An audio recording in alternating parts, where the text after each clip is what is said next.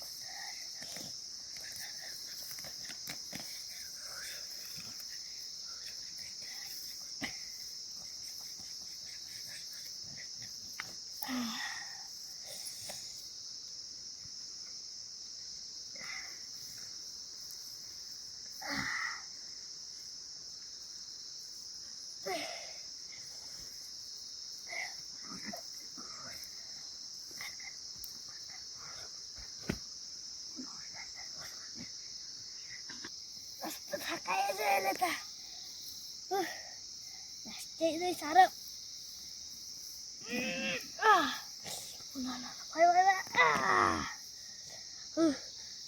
मेहनतको फल पाइयो जो यत्रो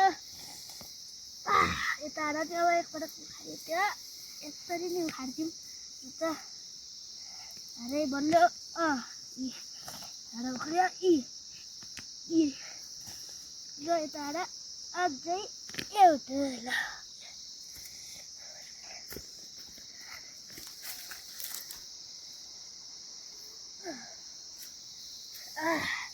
फाइनली गाइस यतिकै पेनालु भयो।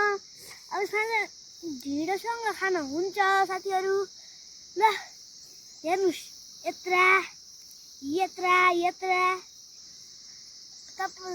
तपाईँहरूले पिनालु र पिनालु खानुभयो कि नै होला। खानु भएन भने खानु बहुत दामी हुन्छ है पिनालु र ढिँडो खान साथीहरू। कति मेहनतले उखाल्दै है। अझै नि यहाँ राम्रोसित भएकै छैनन् साथीहरू। अझै नि झिक्नै बाँकी छन्।